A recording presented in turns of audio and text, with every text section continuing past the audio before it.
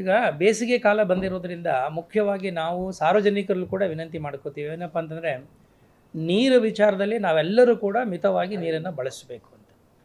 ಕುಡಿಯೋಕ್ಕೆ ಮಾತ್ರ ನೀರನ್ನು ಬಳಸಬೇಕೇ ವಿಶೇಷವಾಗಿ. ಇಲ್ಲದಿದ್ದರೆ ಏನಾಗುತ್ತೆ, ಬೇರೆ ಅನುಪಯುಕ್ತವಾದ ಕೆಲಸಗಳಿಗೆಲ್ಲ ನೀರನ್ನು ಯಥೇಚ್ಛವಾಗಿ ಬಳಸೋಕ್ಕೆ ಹೋಗಬಾರ್ದು. ನಂಬರ್ 1. ಎರಡನೇದು, ನಮ್ಮ ಜಿಲ್ಲೆಯಲ್ಲಿ ಈಗಾಗಲೇ ತಮಗೆ ಗೊತ್ತಿರುವಂಗೆ ಜಿಲ್ಲಾ ಆಡಳಿತದಿಂದ 2 ಪ್ರಮುಖವಾದ ವಿಚಾರಗಳ ವಿರುದ್ಧವಾದಂಥ ಒಂದು ಕ್ರಮಗಳನ್ನು ನಾವು ತಗೊಂಡಿದ್ದೀವಿ. ಅಂದರೆ ಮಕ್ಕಳು ಮತ್ತು ವೃದ್ಧರು ಕುಡಿತಕ್ಕಂಥ ಹಾಲನ್ನು ಕಲಬೆರಕೆ ಮಾಡ್ತಕ್ಕಂಥ ಒಂದು ದಂಧೆ ನಮ್ಮ ಜಿಲ್ಲೆಯಲ್ಲಿ ನಡೀತಾ ಇತ್ತು.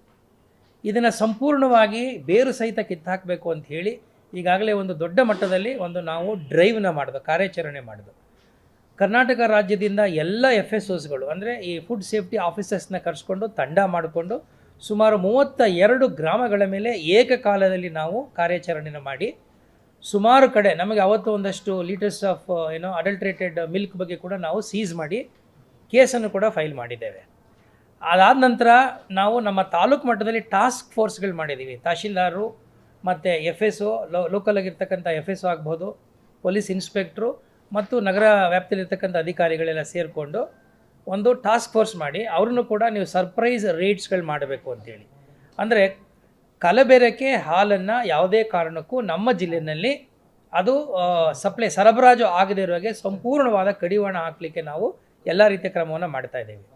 ಇದ್ರ ಜೊತೆಯಲ್ಲಿ ಮತ್ತೊಂದು ಆಘಾತಕಾರಿಯಾದಂಥ ವಿಚಾರ ಏನಪ್ಪ ಅಂದರೆ, ಕಲಬೆರಕೆ ನೀರನ್ನು ಕೂಡ ವಂಶೋದಯ ಆಸ್ಪತ್ರೆಯಲ್ಲಿ 24x7 ಎಮರ್ಜೆನ್ಸಿ ಕೇರ್ ಲಭ್ಯವಿದೆ. ಆಘಾತ, ಹೃದಯಾಘಾತ ಅಥವಾ ಪಾರ್ಶ್ವವಾಯು ಆಗಿರಲಿ, ತುರ್ತು ತಜ್ಞರ ತಂಡವು ಅತ್ಯಾಧುನಿಕ ಉಪಕರಣಗಳೊಂದಿಗೆ ಅಗತ್ಯವಿರುವಾಗ ತ್ವರಿತ, ಪರಿಣಾಮಕಾರಿ ಮತ್ತು ಪರಿಣಿತ ಚಿಕಿತ್ಸೆಯನ್ನ ನೀಡುತ್ತಾರೆ. ಹೆಚ್ಚಿನ ಮಾಹಿತಿಗಾಗಿ ಸಂಪರ್ಕಿಸಿ 7270 72770 ಅಥವಾ 9141066685. ಸರಬರಾಜು ಮಾಡತಕ್ಕಂಥ ವಿಚಾರ ಎಲ್ಲೆಲ್ಲಿ ಈಗ ಮಿನರಲ್ ವಾಟರ್ ಅಂತೆಲ್ಲ ಹೇಳಿ ಕೊಡ್ತಾ ಇದ್ದಾರೋ ಅಲ್ಲಿಗೆ ಕೂಡ ನಾವೊಂದು ನಿಗಾವನ್ನು ಇಟ್ಟಿದ್ದೇವೆ. ಆ್ಯಕ್ಚುಲಿ ಅವು ಮಿನರಲ್ ವಾಟರ್ ಆಗಿರೋದೇ ಇಲ್ಲ. ಯಾವುದೋ ಕೆರೆನಲ್ಲೋ ಕುಂಟೆನಲ್ಲೋ ನೀರು ತಂದುಬಿಟ್ಟು ಜನಗಳಿಗೆ, ಗ್ರಾಹಕರಿಗೆ ಮೋಸ ಮಾಡುವಂಥ ಒಂದು ಪ್ರವೃತ್ತಿ ಕೂಡ ಕಂಡು ಬರ್ತಾ ಇದೆ. ಸೊ ಈ ಹಿನ್ನೆಲೆಯಲ್ಲಿ ಎಲ್ಲಿ ಕಲಬೆರಕೆಯಾಗಿ ಅಥವಾ ವಿಷಪೂರಿತವಾಗಿರ್ತಕ್ಕಂಥ ನೀರನ್ನು ಸಪ್ಲೈ ಮಾಡ್ತಾ ಇದ್ದಾರೆ ಅಂತಹ ಇವರುಗಳ ಮೇಲೆ, ಏಜೆನ್ಸಿಗಳ ಮೇಲೂ ಕೂಡ ನಾವು ನಮ್ಮ ಜಿಲ್ಲಾ ಮಟ್ಟದ ಅಧಿಕಾರಿಗಳು ಮತ್ತು ತಾಲೂಕು ಮಟ್ಟದ ಅಧಿಕಾರಿಗಳು ನಿಗಾ ವಹಿಸಿ ಅವುಗಳನ್ನ ಸರ್ಪ್ರೈಸ್ ರೇಡ್ಗಳು ಮಾಡಿ ಕ್ರಿಮಿನಲ್ ಕೇಸ್ ಹಾಕಬೇಕು ಮತ್ತು ಅವರನ್ನು ಸಂಪೂರ್ಣವಾಗಿ ಅದನ್ನು ಸೀಸ್ ಮಾಡಬೇಕು ಅನ್ನುವ ಆದೇಶವನ್ನು ಜಿಲ್ಲಾ ಆಡಳಿತದಿಂದ ನಾನು ಈಗಾಗಲೇ ಕೊಟ್ಟಿದ್ದೇನೆ. ಈಗ ಸಮ್ಮರ್ ಶುರುವಾಗಿದೆ, ತಮಗೆಲ್ಲ ಗೊತ್ತಿದೆ. ಈ ಸಂದರ್ಭದಲ್ಲಿ ಎಲ್ರಿಗೂ ಆತಂಕ ಇರೋದೇನೆಂದರೆ, ಕುಡಿಯೋ ನೀರು ಎಷ್ಟು ಮಟ್ಟಿಗೆ ಸುರಕ್ಷಿತವಾಗಿದೆ, ಶುದ್ಧವಾಗಿದೆ ಅಂತೇಳಿ. ಈಗಾಗಲೇ ನಾವು ನಮ್ಮ ಜಿಲ್ಲಾ ಗ್ರಾಮೀಣ ಪ್ರದೇಶಕ್ಕೆ ಸಂಬಂಧಪಟ್ಟಂಗೆ, ಅಂದರೆ ನಮ್ಮ ಈ ಜಿಲ್ಲಾ ಪಂಚಾಯತಿಗೆ ಗ್ರಾಮೀಣ ವಿಚಾರಕ್ಕೆ ಸಂಬಂಧಪಟ್ಟಂತೆ RWS ಇಂದ, ರೂರಲ್ ವಾಟರ್ ಸಪ್ಲೈ ಇಲಾಖೆಯಿಂದ ನಮ್ಮಲ್ಲಿರ್ತಕ್ಕಂಥ ಸುಮಾರು 1803 ಬೋರ್ವೆಲ್ಗಳೇನಿದೆ ಆ ಬೋರ್ವೆಲ್ಗಳ ನೀರನ್ನು ನಾವು ಪರೀಕ್ಷೆ ಮಾಡಿಸಿದ್ದೀವಿ. ಅದರಲ್ಲಿ ಸುಮಾರು 67 ಬೋರ್ವೆಲ್ಗಳಲ್ಲಿ, ಆದರೆ ಆ 67 ಬೋರ್ವೆಲ್ಗಳಲ್ಲಿ ಫಂಕ್ಷನಲ್ ಇರಲಿಲ್ಲ. 67 ಬೋರ್ವೆಲಲ್ಲಿ ಇರ್ತಕ್ಕಂಥ ನೀರಲ್ಲಿ ಒಂದು ಸ್ವಲ್ಪ ನೈಟ್ರೇಟ್ ಮತ್ತು ಫ್ಲೋರೈಡ್ ಕಂಟೆಂಟ್ ಇರೋದು ಕಂಡುಬಂದಿದೆ. ಅದರಲ್ಲಿ 2 ಮಾತ್ರ ಉಪಯೋಗಕ್ಕೆ ಬರ್ತಾಯಿತ್ತು. ಇನ್ನು 65 ಅದು ಸಾರ್ವಜನಿಕರಿಗೆ ಅಲ್ಲಿಂದ ನೀರು ಸರಬರಾಜು ಆಗ್ತಾ ಇರಲಿಲ್ಲ, ಫಂಕ್ಷನಲ್ ಇರಲಿಲ್ಲ. 2 ಮಾತ್ರ ಫಂಕ್ಷನಲ್ ಇದ್ದಿದ್ದನ್ನು ಆ 2 ಗ್ರಾಮದಲ್ಲಿರ್ತಕ್ಕಂಥ ಬೋರ್ವೆಲ್ಗಳನ್ನು ಈಗ ಸದ್ಯದಲ್ಲೇ ನಾವು ಸ್ಥಗಿತಗೊಳಿಸಿದ್ದೇವೆ. ಮತ್ತು ಈ ಎಲ್ಲ 67 ಗ್ರಾಮಗಳಲ್ಲೂ ಕೂಡ RO ಪ್ಲ್ಯಾಂಟ್ ಇರೋದರಿಂದ ಸಾರ್ವಜನಿಕರಿಗೆ ಕುಡಿಯೋ ನೀರು ವಿಚಾರದಲ್ಲಿ ಯಾವುದೇ ರೀತಿಯಾದಂಥ ಸಮಸ್ಯೆ ಆಗಲಿ ಅನಾನುಕೂಲ ಆಗಲಿ ಆಗಿಲ್ಲ. ಯಾತಕ್ಕೆ ಈ ರೀತಿ ಕಂಡುಬಂದಿದೆ ಅಂತ ಹೇಳಿದರೆ, ಅದು ಸುಮಾರು 900-1000 ಅಡಿಗಿಂತ ಕೆಳಗಡೆ ಇರೋದರಿಂದ ಈ ಒಂದು ರೀತಿಯಾದಂಥ ಈ ಕಂಟ್ಯಾಮಿನೇಷನ್ ನಮಗೆ ಕಂಡುಬಂದಿದೆ. ಅದಕ್ಕೆ ನಾನು ನಮ್ಮ RWS ಎಕ್ಸಿಕ್ಯೂಟಿವ್ ಇಂಜಿನಿಯರ್ಗೆ ಒಂದು ನಿರ್ದೇಶನ ಕೊಟ್ಟಿದ್ದೀನಿ. ಇದನ್ನು ಮತ್ತೊಮ್ಮೆ ನೀವು ಲ್ಯಾಬ್ ಟೆಸ್ಟ್ ಮಾಡಿಸ್ಬಿಟ್ಟು ಅದರ ವರದಿಯನ್ನು ನಮಗೆ ನೀವು ಕೊಡಬೇಕು 2ನೇ ಸಾರಿ. ಯಾಕೆಂದರೆ ಇದು ಮಾಡುವಾಗ ಪ್ರೀ ಮಾನ್ಸೂನಲ್ಲಿ ಮಾಡಿದ್ದು, ಅಂದರೆ ಮಳೆ ಬರುವ ಪೂರ್ವದಲ್ಲಿ. ಅಂದರೆ ಈಗ ಸಂಪೂರ್ಣವಾಗಿ ಮಳೆ ನಿಂತಿರೋದ್ರಿಂದ ಮತ್ತು ಬಿಸಿಲುಗಾಲ ಶುರುವಾಗಿರೋದ್ರಿಂದ ಏನು ನೀವು ನೀರಲ್ಲಿ ಈಗ ಫ್ಲೋರೈಡು ನೈಟ್ರೇಟ್ ಕಂಟೆಂಟ್ ಇದೆ ಈ 67ರಲ್ಲಿ ಅಂತ ಹೇಳಿದ್ದೀವಿ. ಅದನ್ನ ಮತ್ತೊಂದು ಸಾರಿ ಲ್ಯಾಬ್ ಕಳಿಸಿ ಈಗ ವರದಿಯನ್ನು ನನಗೆ ಸಬ್ಮಿಟ್ ಮಾಡೋಕ್ಕೆ ಹೇಳಿದ್ದೀನಿ. ಯಾವುದೇ ರೀತಿ ಆತಂಕ ಪಡೋ ಅಗತ್ಯನಿಲ್ಲ. ಯಾಕೆಂದರೆ ಆ 67ರಲ್ಲಿ 2ಕ್ಕೆ ಮಾತ್ರ ಫಂಕ್ಷನಲ್ ಇದ್ದಿದ್ದು, ಆ 2ಕ್ಕೂ ಕೂಡ ಸ್ಥಗಿತಗೊಳಿಸಿ ಈಗ RO ವಾಟರ್ನ ನಾವು ಕೊಟ್ಟಿದ್ದೇವೆ. ಈ RO ವಾಟರ್ಗೆ ಸಂಬಂಧಪಟ್ಟಂಗೆ ನಿಮಗೆ ಗೊತ್ತಿದ್ದ ಹಾಗೆ ನಮ್ಮ ಜಿಲ್ಲೆಯಲ್ಲಿ 144 WPP ಈ RO ಪ್ಲ್ಯಾಂಟ್ಸ್ಗಳು ರಿಪೇರಿಗೆ ಬೇಕಾಗಿತ್ತು. ಸಣ್ಣ ಪುಟ್ಟ ರಿಪೇರಿಯನ್ನು ಜಿಲ್ಲಾ ಪಂಚಾಯತಿಯಿಂದಲೇ ನಾವು ಆಯಾ ಗ್ರಾಮ ಪಂಚಾಯತಿಗೆ ವಹಿಸಿದ್ದೀವಿ, ಅವರೆಲ್ಲ ಮಾಡಿದ್ದಾರೆ. ಸಂಪೂರ್ಣವಾಗಿ ಅದನ್ನು ಫಂಕ್ಷನಲ್ ಅದನ್ನು ಚಾಲ್ತಿ ಮಾಡೋಕ್ಕೋಸ್ಕರವಾಗಿ ಸುಮಾರು 3.3 ಕೋಟಿಯ ಒಂದು ಪ್ರಸ್ತಾವನೆಯನ್ನು ನಮ್ಮ RDPR ಇಲಾಖೆಗೆ ಜಿಲ್ಲಾ ಪಂಚಾಯತಿಯಿಂದ ಹೋಗಿದೆ. ಸೊ ಹಣ ಬಿಡುಗಡೆ ಆಗ್ತಿದ್ದಂಗೆ ಈ ಒಟ್ಟು 144 RO ಪ್ಲ್ಯಾಂಟ್ಸ್ ಏನಿದೆ ಅದನ್ನು ಸಂಪೂರ್ಣವಾಗಿ ದುರಸ್ತಿ ಮಾಡಿ ಅದು ಸಾರ್ವಜನಿಕರ ಒಂದು ಸೇವೆಗೆ ಮುಕ್ತಗೊಳಿಸುವ ಒಂದು ಕ್ರಮವನ್ನು ಕೂಡ ನಮ್ಮ ಜಿಲ್ಲಾ ಆಡಳಿತದಿಂದ ನಾವು ಮಾಡ್ತಾ ಇದ್ದೀವಿ.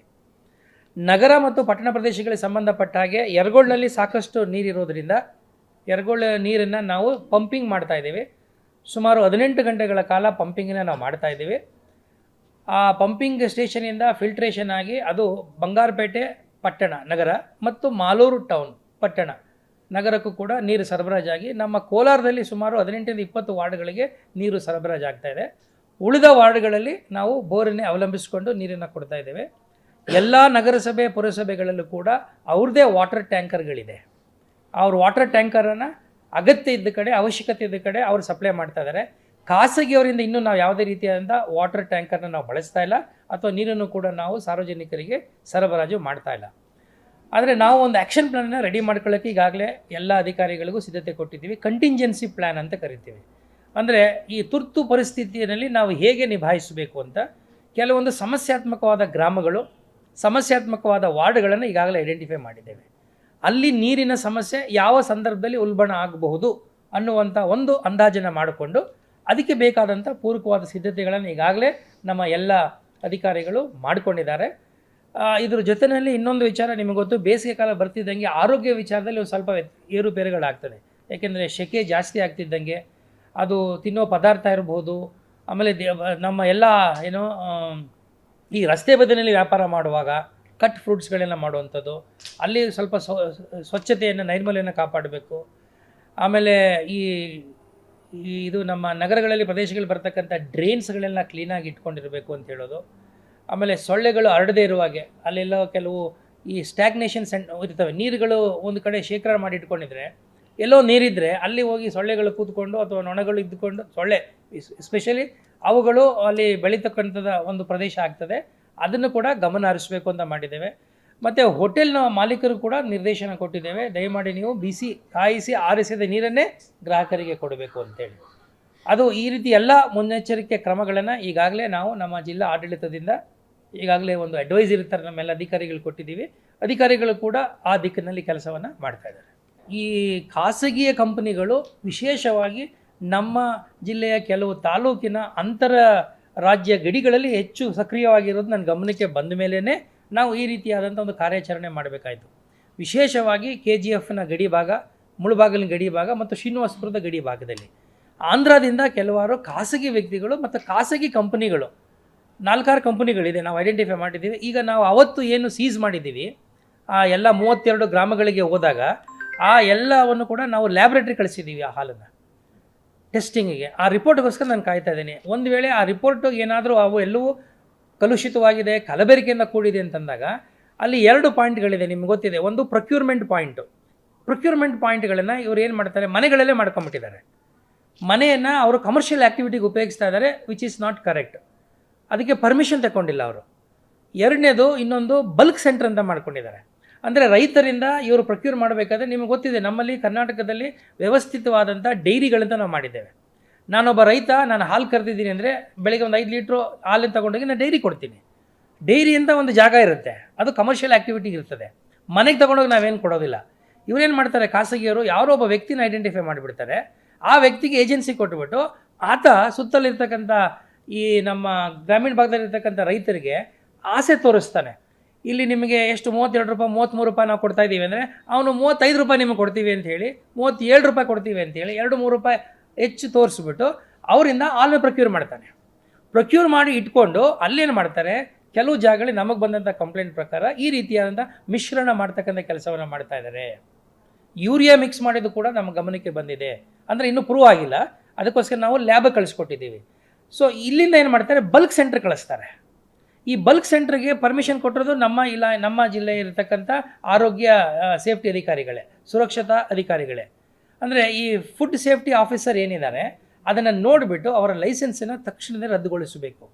ಒಂದು ವೇಳೆ ಈ ರೀತಿಯಾದಂಥ ಖಾಸಗಿ ಏಜೆನ್ಸಿಗಳು ಈ ರೀತಿ ಬೆರಿಕೆ ಮಾಡ್ತಕ್ಕಂಥ ಕಲಬೆರಿಕೆ ಮಾಡ್ತಕ್ಕಂಥ ದಂಧೆಯಲ್ಲಿ ತೊಡಗಿದ್ರೆ ಅದು ನಮ್ಮ ಈ ಲ್ಯಾಬ್ ರಿಪೋರ್ಟಿಂದ ಪ್ರೂವ್ ಆದ ತಕ್ಷಣ ಅವರ ಲೈಸೆನ್ಸನ್ನು ತಕ್ಷಣದಲ್ಲೇ ಕಡಿತಗೊಳಿಸಬೇಕು, ಮುಟ್ಟುಗೋಲು ಹಾಕೋಬೇಕು. ಅವರೆಲ್ಲಿರ್ತಕ್ಕಂಥ ಎಲ್ಲ ಏನೋ ಸಾಮಾನು ಸರಂಜಾಮಾನು ಅಂತೇಳಿ ಈಗಾಗಲೇ ನಿರ್ದೇಶನ ಕೊಟ್ಟಿದ್ದೇನೆ. ನಾವು we are just waiting for the lab report. ಒಂದು ಸಾರಿ ಲ್ಯಾಬ್ ರಿಪೋರ್ಟ್ ಬಂದ ತಕ್ಷಣ ಕ್ರಮವನ್ನು ವಹಿಸ್ತೇವೆ. 32 ಹಳ್ಳಿಯಿಂದನೂ ತಗೊಂಡಿದ್ದೇವೆ. ಇದಲ್ಲದೆ ನಮಗೆ ಅವತ್ತು ರೇಡ್ಗೆ ಹೋದಾಗ ಮುಳಬಾಗ್ಲ ಹತ್ರ ಸಿಕ್ಕಿದಂಥ ಒಂದು ವ್ಯಾನು ಅಲ್ಲಿಂದನೂ ಕೂಡ ಕಲೆಕ್ಟ್ ಮಾಡ್ಕೊಂಡಿದ್ದೀವಿ. ಒಂದು ಟ್ರಕ್ ಅಂತ ಕಾಣಿದೆ, ಟ್ರಕ್ಕಲ್ಲಿ ತೊಗೊಂಡು ಹೋಗ್ತಾಯಿದ್ರು, ಸಪ್ಲೈ ಮಾಡ್ತಾಯಿದ್ರು. ಯಾರಿಗೆ ಎಲ್ಲಿ ತೊಗೊಂಡು ಹೋಗ್ತಾರೆ ಗೊತ್ತಿಲ್ಲ. ನನಗೆ ಬಂದ ಮಾಹಿತಿ ಏನಂದರೆ ಇವರು ಇಲ್ಲಿ ಏನು ಬೇಕಲ್ಲ ಬೆರೆಸ್ಬಿಡ್ತಾರೆ, ಅದನ್ನು ಬಲ್ಕ್ ಸೆಂಟ್ರ್ ತೊಗೊಂಡೋದಾಗ ಅದನ್ನು ಡೈಲ್ಯೂಟ್ ಮಾಡಿಬಿಡ್ತಾರೆ ಅಂತ.